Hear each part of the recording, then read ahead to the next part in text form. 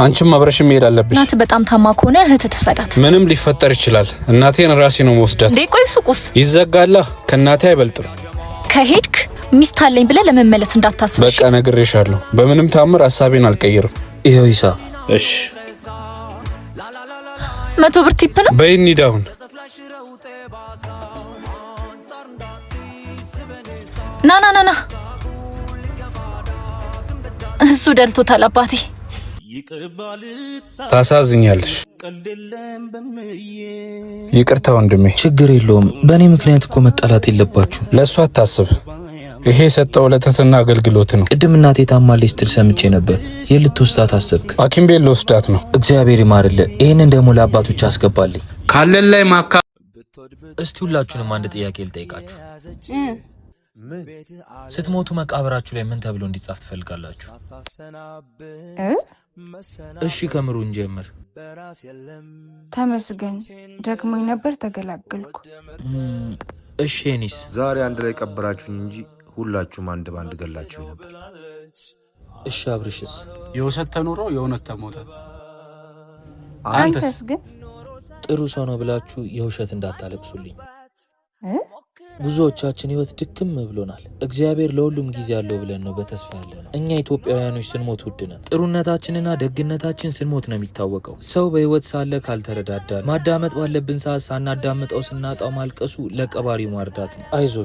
አይዞ ነገ የተሻለ ቀን ይመጣል። ለዛ የተሻለ ቀን ግን ራስን አዘጋጅ። መኖር ጥሩ ነው፣ ብዙ ነገር ያሳያል።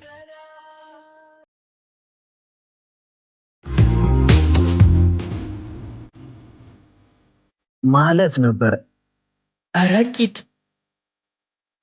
አራው መጣው። ቆይ ምንድነው? ልብስሽ ተበላሽቶ ነው። ወይ አመሰግናለሁ። ምን ማድረግ ነው? ቆይ አሁን ትመጣለች ታያለህ። ባይሆን እዛ ጋር እንጠብቃት።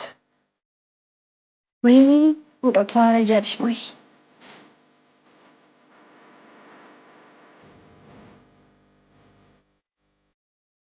ይሄ ውሻ ሰራል። ቆይ ማይ አይደለም። እሺ ነው የምመጣው ታዲያ? አረ ይሄው መጣችልህ።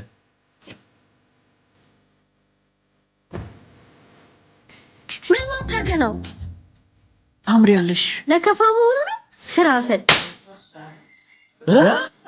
አው ያ እንዴ ጅል ለዚህ ስመጣ ተመጣ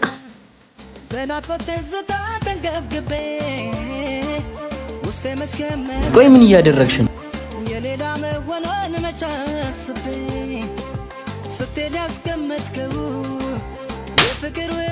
ምን አጎደልኩብሽ? ንገሪኝ። ማፍቀሬ ነው ወይ ጥፋት? ምን ይዘጋሻል? ለምን እንዳደረኩት አላውቅም። ለነገሩ መናገርም አይጠበቅብሽ። ብትናገሪ ምንም ይመጣል።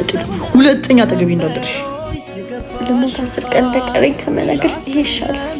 የሚጣል ቢያልቻለ ሆኖ ሊቀበል ሰማው አፍሽ በሌላ ሲምል ነበሮ የገባሽ ቃል ሌላ ስትለምጅ ባንድ የሚጣል ቢያልቻለ ሆኖ ሊቀበል ሰማው አፍሽ። ይሄው ራይድ ውስጥ ነኝ። ይሄው እኔም ከጓደኛዬ ቤት እየወጣው ነው መጣው። ማሂ ወይኔ ማሂ ጉድ ይፈላ። ምን እያረግሽ ነው እዚህ? ራይድ ውስጥ ነኝ አላልሽኝም እንዴ? አዎ ዘመድ ቤት እኮ መጥቼ። ማሂ ማዘር ተሻላት? አዎ ደህና ናት። እዚህ ነው ቤትሽ? ውሸቱ ለምን አስፈለገ? የኔና ያንተ ኑሮ አይገናኝም። በቃ አንተ ለመምሰል እየሞከርኩ ነው እኮ። ለምን? እንዳታፍርብኝ። ይቅርታ ስለዋሹ። እኔ እኮ ወድሻለሁ። እኔም ወድሃለሁ።